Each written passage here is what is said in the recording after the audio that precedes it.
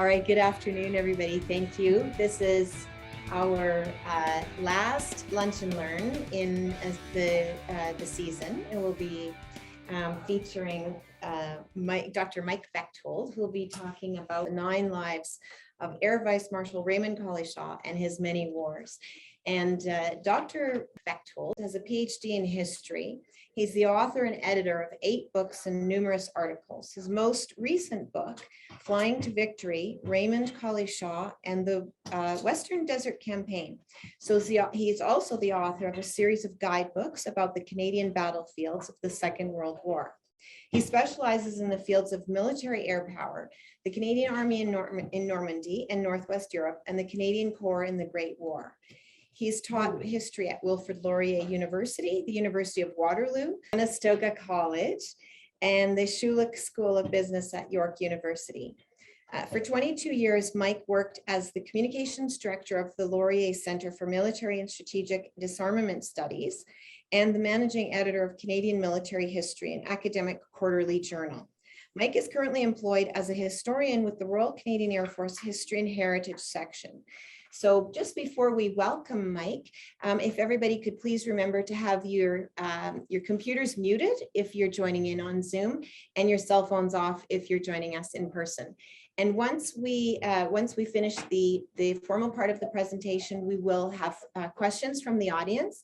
And for those of you that are in person, questions will be done in such a way that you can raise your hand if you have a question, and then please stand up, and the speakers will pick up your question for Mike to answer. And then Zoom questions will be handled in the traditional way with your hand icon up, and then or you can type in the comment chat bar too. So enjoy the presentation. Good afternoon, everyone. How is things in I guess Calgary? It's quite remarkable that here we have technology, and I'm sitting in my basement here in Waterloo, Ontario, and I'm able to chat with you today. So I'm really excited to speak about Raymond Collishaw with you today. He's a historical figure that's very close to my heart. He's somebody I've been reading about, studying, trying to understand for about the last 15 years. And I even have a little figure of him. I don't know if you can see that on your screen. It's a little metal figure. I've got his Sopwith triplane on my shelf behind me, and I've got Little Ray, as I call him, who sits on my desk beside me, and I'm currently working on a full biography of him, and Ray's always looking up at me and saying, Mike, you need to keep writing. Stop being distracted by Twitter and get back to writing. So what I want to do today is talk to you about the 9 lives of Raymond Collishaw. I think he's one of the more interesting figures we have in Canadian military history. He's a fighter, he's an ace, he's a leader, he's somebody that made a difference in a whole bunch of different ways in his many wars, as I describe it. And I want to talk to you a little bit about that today. So let me get my PowerPoint shared with you. There we go. So that should be up on your screen now. Can I just get a thumbs up to awesome? Thank you very much. So that is the man there, Raymond Collishaw. If Canadians know him, it tends to be in this context as a Great War flying ace. He was one of the best. Billy Bishop is a name that probably is more familiar for Canadians, but Raymond Collishaw was right up there. And just put up a list for you. British Empire kills, and kills are such a difficult thing because they're based on the testimony of the pilot or the eyewitnesses who may have witnessed it. So they tend to be overestimated, but these are sort of our best estimates. The list you have on your screen right now are British Commonwealth aces. Billy Bishop, the great Canadian, was the #1 British Commonwealth ace with 72 kills, and Collishaw was #2, right behind him with 60. And you can see all the Canadians in that list that are probably a lot of names that you don't know. Billy Barker is one, but how many of you know Fred McCall or Andrew McKeever? And if we kind of pull back a little bit and look at aces from the First World War in general, the Red Baron, of course, is the most famous, fought extensively with Snoopy in the air. But Raymond Collishaw is right there in the list of all the aces from the First World War. So he did something quite remarkable, quite special. He had a talent. He had an ability. He had luck, and I'll talk a little bit about that. You might get that from the 9 Lives. He had a lot of close calls, and unlike some of his compatriots who didn't make it back to Canada after the war, he did and continued going. But yeah, 60 kills was nothing to sneeze at. The thing that got me really interested in Collishaw, though, was the fact that he didn't think this was his most impressive accomplishment in life. In his memoirs, Air Command is the title of it. He wrote in there that I feel that my days of command in North Africa in 1940-41, when we had to outwit and outfight a numerically superior enemy by a combination of deception, superior tactics, and fighting spirit, represent by far my best effort. And that really struck me. That really got me thinking about him. Here we have this man who was, I think we can all agree, one of the great aces, one of the top pilots of the First World War, and he's saying that something that almost nobody knows about was his proudest accomplishment.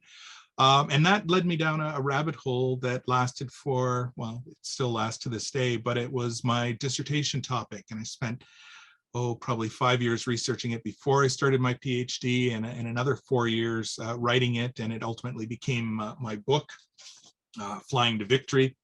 I've got a picture of it for you later. I hope you can see that. I can't see my picture right now, where I look at his Second World War career and what he did, how he got there, and what it was that he accomplished. And I'll touch on that later in the lecture. But what I want to do is talk about the man.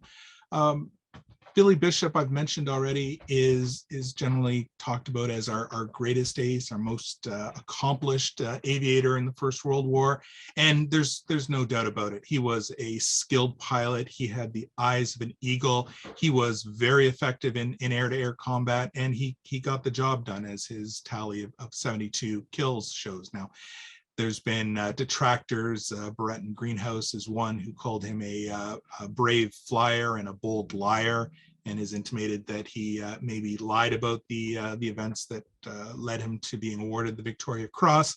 I think that's ridiculous. I think he did everything he did. As I mentioned, the idea of kills is an artificial way of tracking it, and there's obviously going to be problems with that.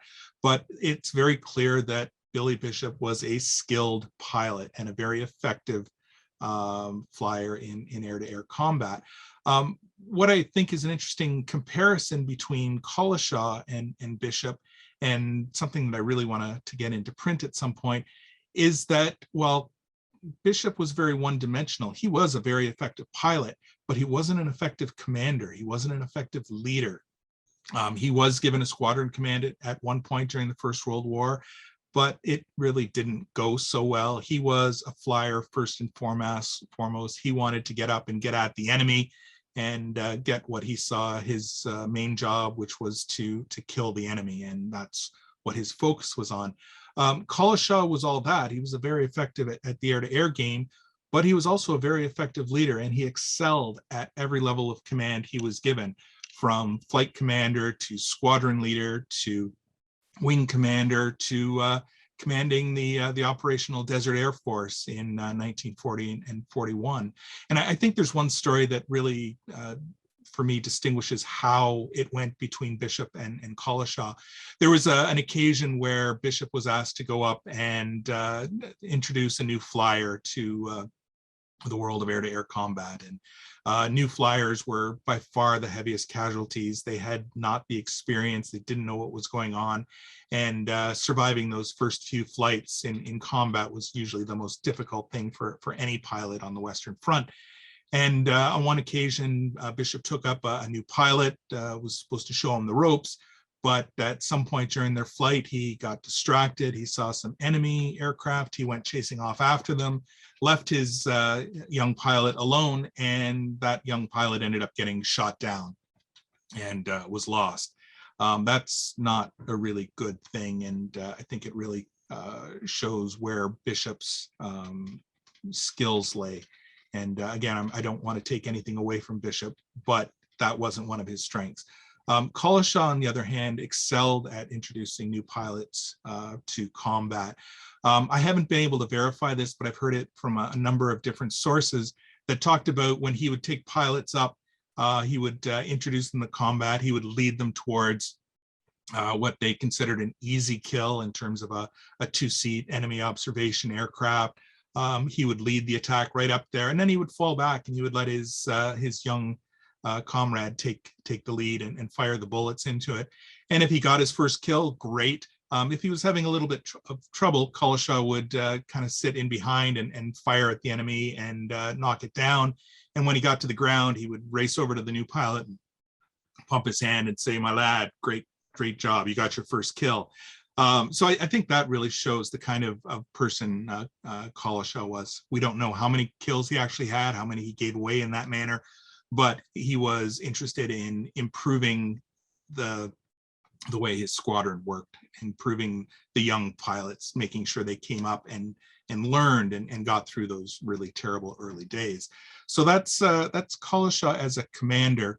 He's a West Coast boy. He was born in Nanaimo, BC, grew up on the sea. His father was a coal miner, had emigrated from Wales, set up in Nanaimo for the coal mines, and he saw for his son a life at sea.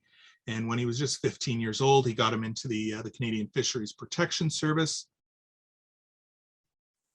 And Collishaw learned as a cabin boy, and he worked his way up. Cabin boy, he got his papers for navigation, became a first mate, and by the outbreak of the First World War, he was doing really well and had set himself up for a life at sea. But that wasn't enough for him. He had at some point seen aircraft flying outside of Vancouver, and it captured his imagination, and he wanted to go off to war. And when he went off to war, he wanted to be a pilot. So he got his release from the Canadian Fisheries Protection Service in 1915. He made his way to Toronto and sought about trying to get himself into the Air Force. And it wasn't easy at the time. It wasn't the kind of thing where you could say, yes, I want to be a pilot and get signed up. Remember, these are the early days of flying. Wilbur and Orville Wright had first flown only in 1903. This is 12 years earlier. And the technology of the aircraft at the time was really cutting edge for them, but very primitive by our standards today. And the Royal Naval Air Service and the Royal Flying Corps, which were the two main organizations that took Canadian pilots, demanded that you had a pilot certificate before they would accept you. So you had to be a trained pilot. So Collishaw enlisted in the Curtis School in Toronto. In the pictures there, you can see him sitting in the front of a flying boat, which was one of the main aircraft they used at the Curtis School. Except there was so many young boys trying to get through the flying school that Collishaw had to wait.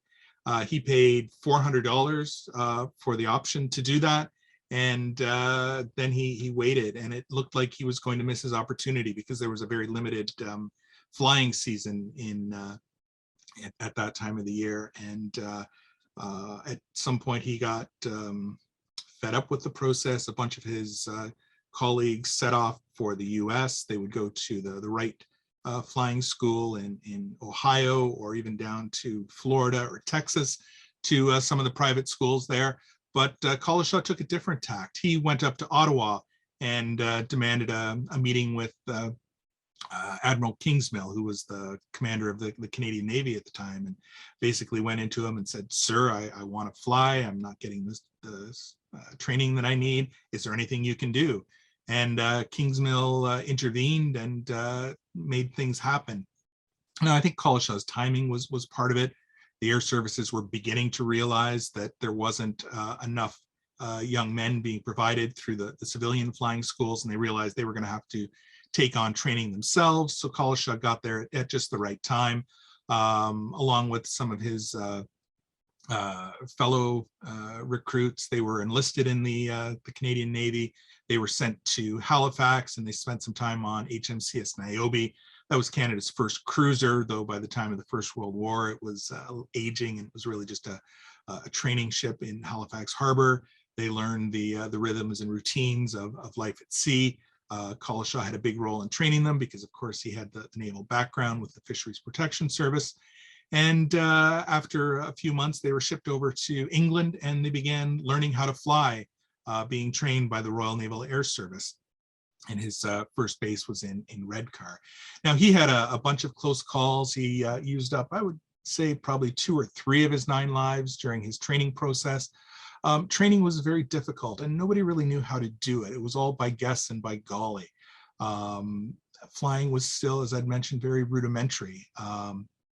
So the instructors had maybe 100 hours of flight time, very, very small amount of flying experience. And here they were teaching young recruits on aircraft that were barely airworthy. And the first aircraft were not stable. They had problems with their engines. Looking through Collishaw's flying logbook from that period, and there are countless times where he takes off and ends up having to make a dead stick landing because his engine has failed. It's choked up, it's quit, it's stopped working, and he has to land in a field. And usually that goes well. Occasionally he would crack up the aircraft, but that was just the way it went. There's some discussion in the literature that there were more pilots killed in training than were killed in combat. And I think that's over exaggerated. I don't think the training was quite that difficult, but it certainly was, it wasn't without its challenges at that point. Now, Collishaw went through the Royal Naval Air Service training program, which didn't have any one type of training aircraft for them to work on. The RNAS wanted them to try to learn to fly on as many different kinds of planes as possible. And again, because it's the early days of air power, it wasn't, the controls weren't the same. Sometimes they had the joystick, other times they had different types of controls. So each aircraft had its own idiosyncrasies, and it was just expected that the pilots would learn how to do this. Now, Collishaw was young, he was bold, he was adventurous, and at one point he was out in the local village, and him and his buddy had met some local girls and had got along very well. And it turned out that his buddy was being sent over to France the next day, so wasn't able to meet up with them and wasn't able to tell his sort of wannabe girlfriend that he was going. So he conscripted Ray to share with her a note. And what he did was take one of the aircraft up on a training flight, and he went to fly over this girl's house and drop her a note just telling her where his friend was going and that he wouldn't be back for a while. Well, doesn't Ray lose control and crash into the backyard of the young woman that his friend was trying to woo, smashed up his aircraft, smashed up their outhouse. The father wasn't very happy, but somehow Ray was able to walk away without any injuries. And what I find even more remarkable is that he wasn't court-martialed or drummed out of the service. It was just considered an unfortunate accident, the type of thing that can be explained away. And he was back up in the air the next day. So there goes one of his lives. His first experience of combat was with 3 Naval Wing. And one of the reasons I find Collishaw quite remarkable is because he's kind of this sort of Where's Waldo figure, and he keeps popping up in really important central pivotal parts of aviation history. And here is one of them. Naval 3 Wing was one of the first strategic bombing outfits. They were set up in France. They were using mostly Sopwith 1.5 strutters, the most inane name for an aircraft I've maybe ever heard, where they took a small load of bombs from France over to the Saarbrücken region in Germany and attempted the first attacks on German industrial plants. And they got the job done. They didn't do much destruction, but they began to prove the concept that this kind of aerial bombing could have a role to play in war. During this period, Collishaw used up another one of his lives. In fact, it might have been 2 or 3 on just this one flight, but he was asked to ferry an aircraft from Luxeuil to another base that the squadron was moving to. And he went up in an aircraft without a gunner and without any ammunition because it was just a ferry flight. But Ray being Ray, he decided not to take the safe route, which would have having him do a sort of a big dog leg around the front. He decided to take the most direct route to his destination, which took him across a portion of the front. Well, he gets across the front and he's jumped by German fighters. One of their early shots shatters his display speedometer and gauges in the front, and he ends up getting powdered glass in his eyes, and he can't see. So he's being pursued by 2 or 3 enemy fighters. He's having trouble seeing. Somehow he managed to avoid them, just putting the aircraft through crazy dives and rolls and maneuvers, and they don't get a clear shot on him. And eventually they must have been sort of near the end of their fuel, because eventually they let him go. But now Collishaw has a new challenge to figure out in how to get back to his base when he can barely see. So he started by navigating, and the only thing that he could really do was fly into the sun, and he knew the sun was beginning to set in the west. That's more or less the direction he wanted. So that's the way he headed. He was flying for a couple of hours. Figured he must have been across the front, back into safe territory. No other German aircraft had bothered him. He was beginning to get his eyesight back. He could see a little bit, not perfectly. Up ahead, he saw an airfield, so he went to set it down, landed, taxied up to the hangar, and then had a good look around and realized that the aircraft around him didn't have the nice multicolored roundel that British aircraft or French aircraft had, but they had this black cross, which, if you know your aircraft markings, are what were used by German aircraft. Well, hadn't Ray landed at a German airfield. Thankfully, he hadn't turned his engine off yet. He was able to gun it and take off and get away. Soon enough, he found himself across the front, found a French airfield, and landed, and finally was safe. So how he got away with that, I have no idea, but it just adds to the charm of one of the great aces of the war. I'm not going to talk a lot about his time with Naval 10, Black Flight. If you've heard about Collishaw at all, you've heard about Black Flight. Black Flight was perhaps one of the most effective flying units on the Western Front. During a 2-month period, they shot down some 87 enemy aircraft. Collishaw himself took down 27 of those. Absolutely remarkable, and one of the great stories of air fighting. Later in the war, Collishaw was promoted to command. First, it was Naval 3 Squadron, with the amalgamation of the RAF and the Royal Flying Corps and the Royal Naval Air Service. It became the Royal Air Force on the 1st of April 1918, and Collishaw's Naval 3 became 203 Squadron RAF. This is the closing days of the war. He was commanding it for most of 1918. He wasn't flying as much. Commanding officers of squadrons were generally didn't fly with their squadrons. They were more administrative, but of course Collishaw flew, and he still racked up his kills. What I find remarkable about this period was that he was doing a lot of ground attack, learning how to use aircraft to support the army on the battlefield. And the Battle of Amiens, the great Canadian victory on the 8th of August 1918, was one of Collishaw's busiest times flying army support missions. And by his own recollections, he flew 4 missions that day, spent 7 hours over the battlefield, and he thought that he was rarely above 100 feet in altitude the whole time. He was shot down once during the course of the day, but he managed to get his aircraft back and just went back and found another aircraft to fly. But he became very good at close air support, flying the missions the Army wanted. But he said that it was a very dangerous mission, and what he didn't like about it was the fact that when you're doing air-to-air fighting, experience was everything. If you were a green pilot, you had a great chance of being shot down. The more experience you had, the better you became at air-to-air fighting, the better your chances of survival.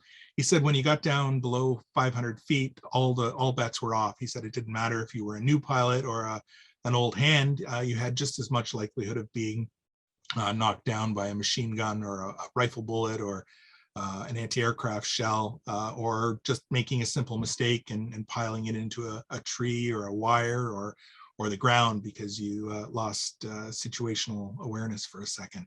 So it was a difficult job, but he got it done, and the RAF played a major role in supporting the Army during those final 100 days of the war. Post-war, he had a whole bunch of really interesting postings. Probably the most important was being a squadron commander in South Russia in 1919, 1920, when the British were fighting the Bolsheviks, trying to support the White Russians to not be overthrown by the Bolsheviks and avoid the formation of the Soviet Union. Now, of course, that wasn't successful, but Collishaw had a lot of interesting experiences there, attacking cavalry from the air, attacking ships at Volgograd, now known as, well, later became Stalingrad and then became Volgograd again. But he managed to survive. He had a bout of typhus that saw him disappear for a matter of months. His squadron didn't know where he was, and he was cared for by well, we're not exactly sure who he was cared for. By his accounts, it was a Russian nurse. Some say it was a countess. Regardless, they nursed him back to health, and again, he used up one of his lives and finally made it back to the RAF and survived. Spent time in Kurdistan. In Kurdistan, he was an air liaison officer, so he was riding a horse, and for a column that the British were sending across, well, modern-day Iraq into Kurdistan, he was with the Army column and calling in support from RAF squadrons to provide location services, to provide supplies, to just help out the column as it crossed the bandit country, as they referred to it. On one occasion, they spotted a flock of sheep on a hillside, and Collishaw called in one of his fighters to machine gun the sheep, not to hit the sheep, but kind of to herd them down the hills to where the soldiers could get them, and they had a good dinner that night, shall we say. He was married, met his wife, Nieta Trapp, during the war. It's a really interesting story because Nieta had 4 brothers who all fought in the war. One of them was an Army officer, joined the Canadian Expeditionary Force in 1915, made it overseas to France and was gravely wounded and was ended up being invalided back home because of his injuries. But her other 3 brothers were all flyers. George Trapp flew with Collishaw in 10 Squadron and was a really good friend of his. Stanley Trapp was, I believe, the eldest brother. He was killed flying with the Royal Flying Corps in 1916. And when Collishaw went back to Canada in, I guess, the summer of 1917, he stopped by the Trapp family to pay his respects for the loss of Stanley and say hello for his good friend George. And while he was visiting, they struck up a relationship. Nieta and Ray kept in contact for the rest of the war and into the 1920s till they were finally married in 1924. But Nieta knew what she was getting herself into. Stanley was killed in December 1916. George, who was Collishaw's friend, was killed while Collishaw was actually visiting the family, although they didn't know that till much later. And Donovan, the other flying brother, was killed in July of 1918 while flying. His airplane crashed during a test flight. So Nieta still chose to marry a flyer, knowing that he might not survive, he might not make it. But it worked out well. They had 2 daughters. They followed him around to all his duty stations and had a long, eventful life together. Post-war, Collishaw went to RAF Staff College. I'm just going to breeze through this, but I find it interesting that there was so many famous RAF types in his group. So there is Collishaw with the yellow circle. Norman Bottomley became the head of RAF Bomber Command at the end of the Second World War, took over from Arthur Harris. George Peary had a number of senior commands during the Second World War and remained in the RAF after the war and was the Inspector General of the RAF in 1948.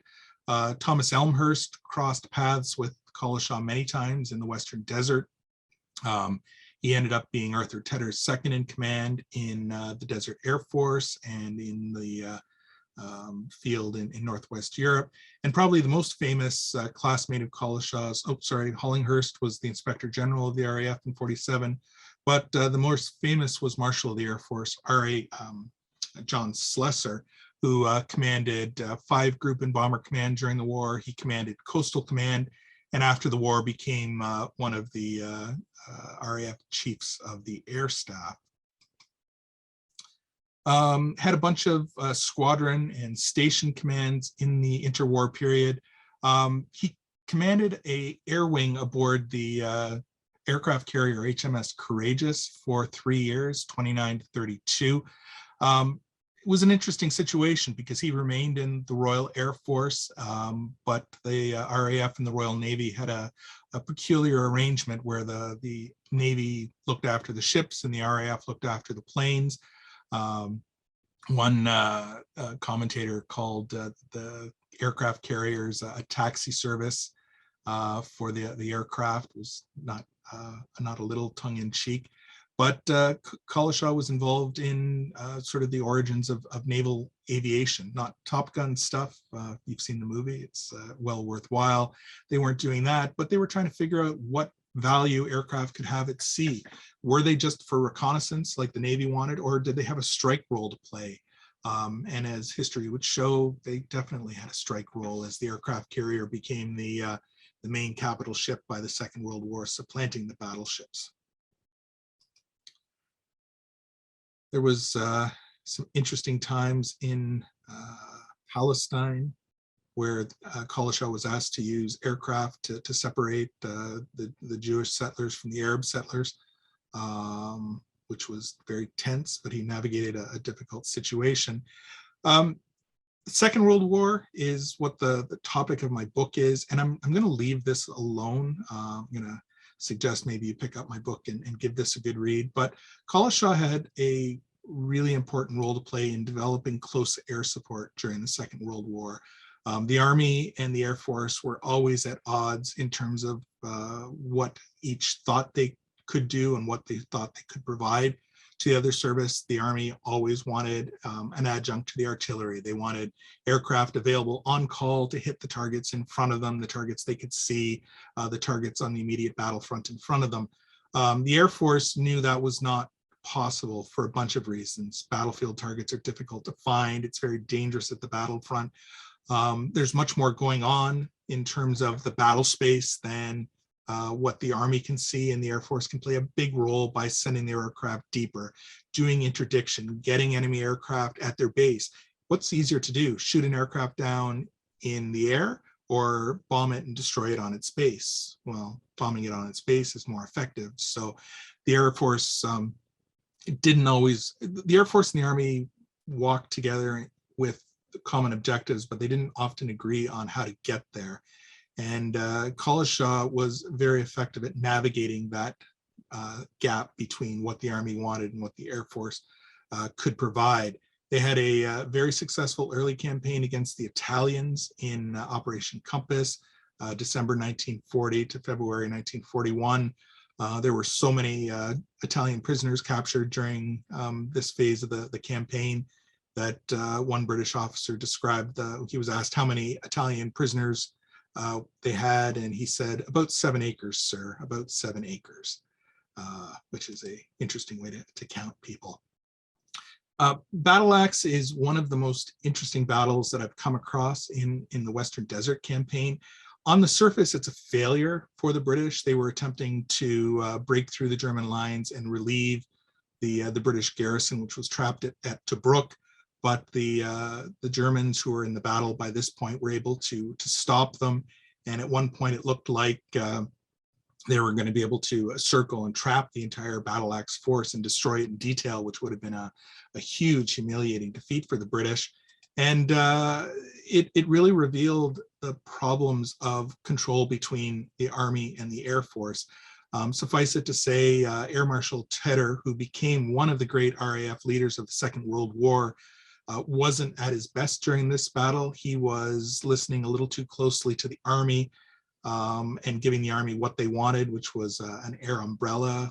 The Army was always happiest when they could see the aircraft above them, even if they weren't being their most effective. Collishaw was advocating for a more far-flung battle, but he was overruled by Tedder, who was his commander. And it didn't go well until Tedder realized that things needed to change. On the third day of the battle, Collishaw was sort of untethered, and he was allowed to do the battle the way he wanted to. And it was probably Collishaw's interactions that stopped the Germans from being able to encircle the British and allowed them to extricate their forces and get out of it in a little less severe a defeat. Churchill was deeply influenced by Collishaw, though he's never said that, but you can see it in the way he changes his perspective. In May, he was very much behind the Army point of view on how air support should be provided. Into July, it was beginning to change. And by September, Churchill had come full circle, and he was 100% behind the RAF's view of the way the battles should go. And it was Collishaw that was first and foremost in developing that viewpoint, pushing it, showing that it worked in battle. And that was the big point. A lot of people had ideas about what was going on. Collishaw was in the action, he was doing it, and he was getting the job done. And it had a big effect on getting the system of air support created that the Allies would then use for the rest of the war. But Collishaw has been forgotten in this. He hasn't been given the credit. Arthur Conyngham came in and basically said he replaced Collishaw. He basically took what Collishaw was doing, it tweaked it a little bit, pushed the ideas out to the Army, and he's been sort of viewed as the savior of the RAF in terms of creating a system of air support that became so successful. Collishaw was retired in 1943, which is really strange, and I still haven't figured out exactly why. He didn't have a patron in London. He didn't have anybody that really had his back. He had some health issues in 43, and that probably led to being removed from the Air Force, but it's still strange that somebody that had such an impact left the service in the middle of the war. After the war, he lived for a long time. He didn't die until 1976. Career in mining, especially in BC, and was also a very prolific amateur historian. He's written hundreds and thousands of letters, and I have many of them here, talking about his experiences in the First World War and trying to figure out who shot down the Red Baron and stuff like that. It's all really interesting. I'm going to throw up a slide of my book. I did not a great service of his Second World War career here, but I have it in much greater detail, much better, and would advise you to read that book if you've got any interest in that topic at all. And that's all I really have to say. I'm happy to answer any questions. I know I went a little bit over time, but hopefully I haven't bored you to tears, and would be quite happy to entertain any questions you might have. The question that I have is, how far into the enemy lines did the pilots fly during the First World War? For the most part, fighters were only going 5, 10, maybe 20 miles behind the enemy lines. They weren't going very deep. Most of the action was over the front lines.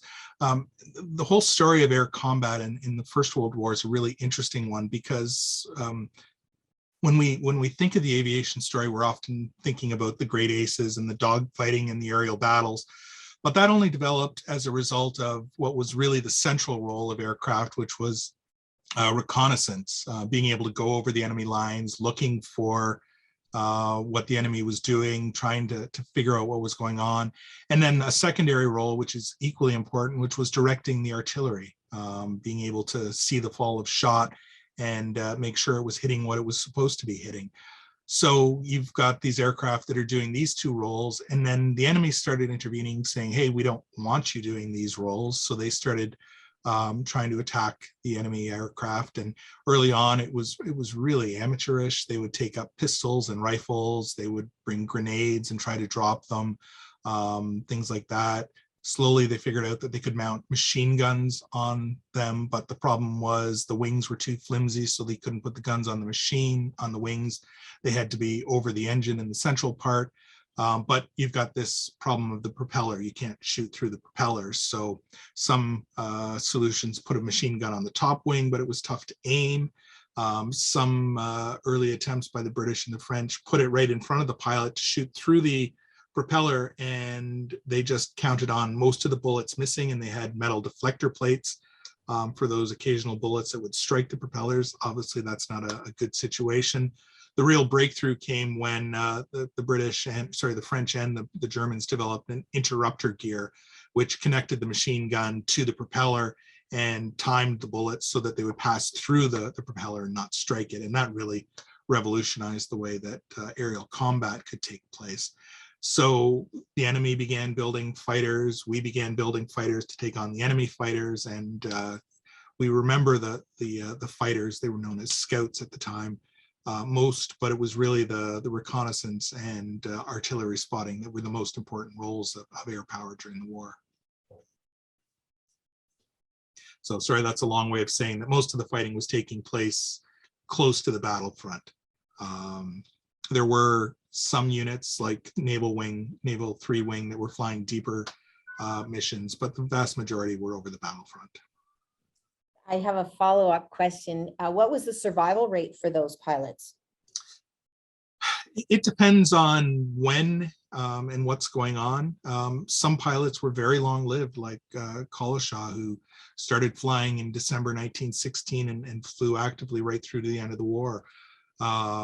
Most pilots didn't survive that long, certainly didn't survive in active flying that long. I think I'd mentioned that the most dangerous period for any pilot was in their first missions. Their first 5 missions were when the highest casualty rates were taking place. I don't know offhand how many in total, but it was a lot of men joined the Air Force thinking it was better than fighting in the trenches. It was certainly cleaner, but I'm not sure their survival rate was much higher in the aerial battles than it would have been in the trenches. Any other questions from the audience? So, Mike, this might be outside your field, but looks like World War I has come back to visit us in Donbass. Can you say anything about air action in Donbass?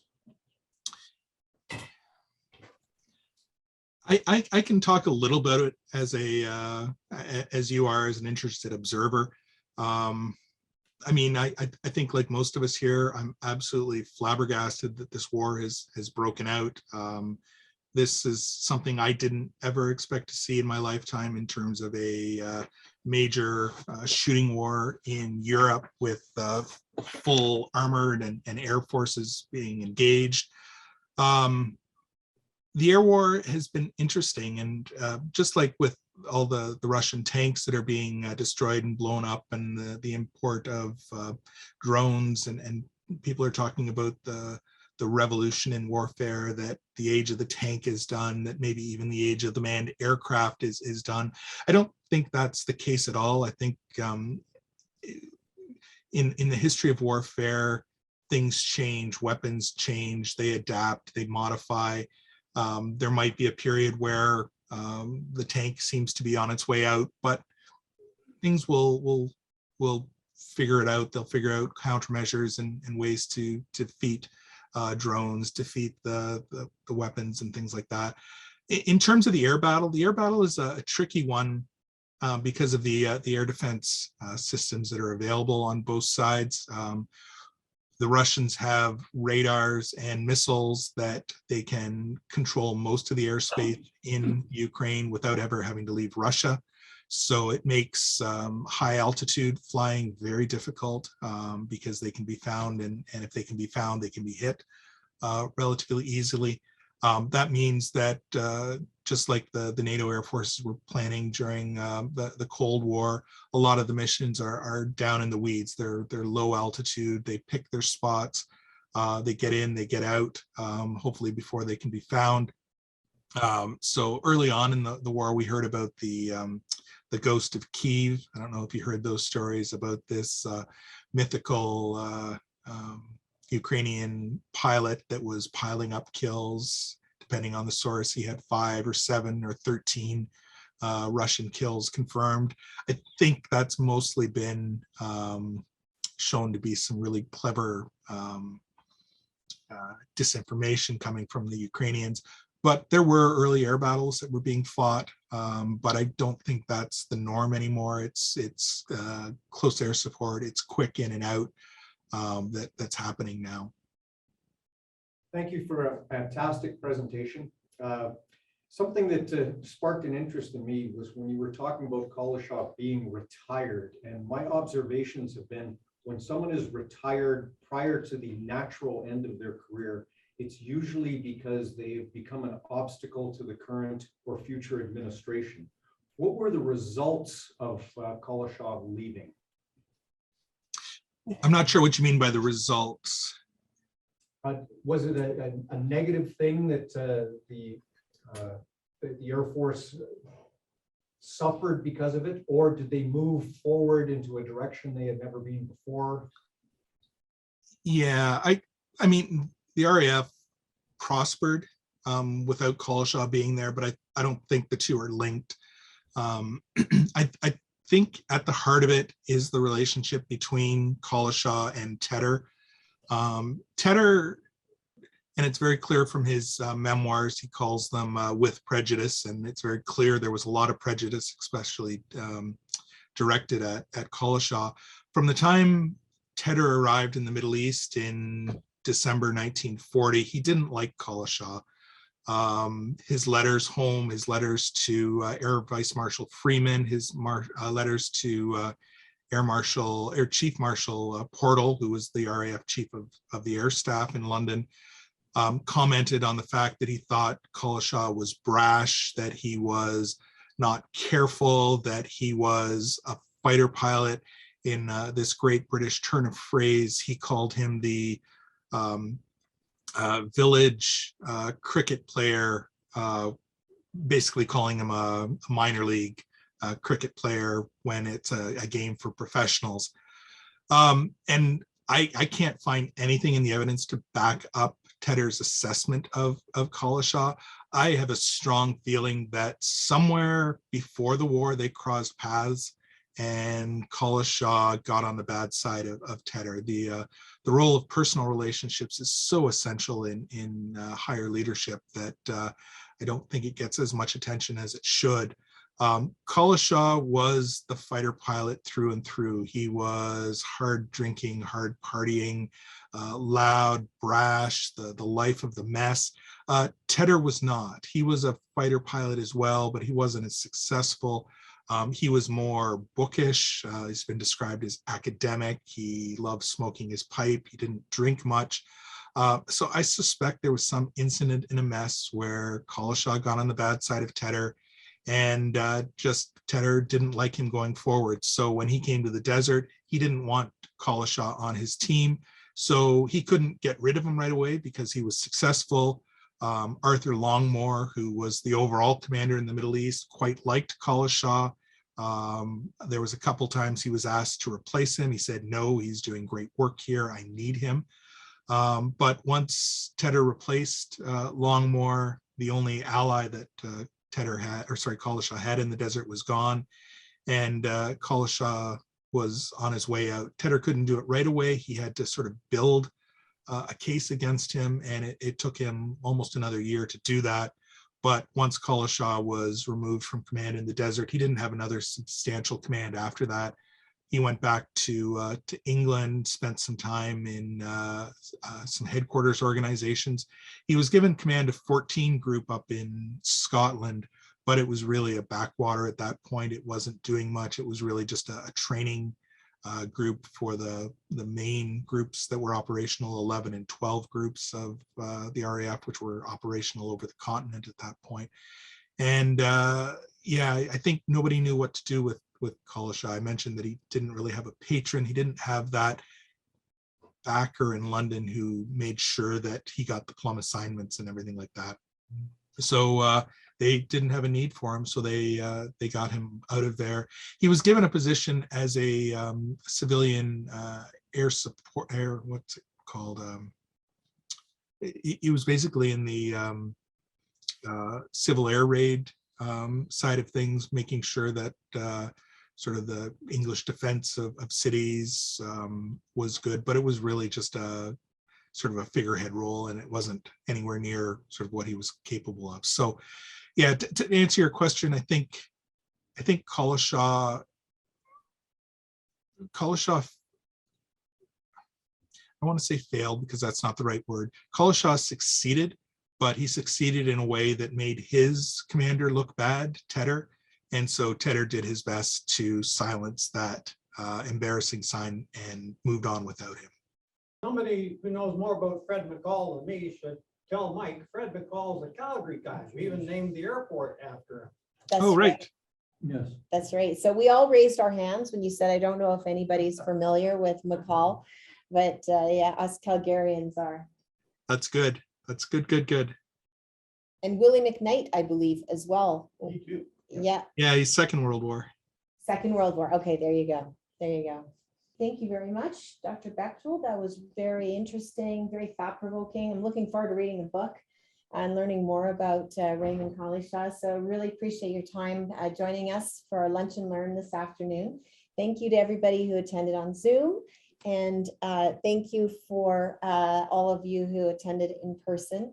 And please join us for our final evening speaker series presentation on June the 22nd at 7 o'clock Mountain Time.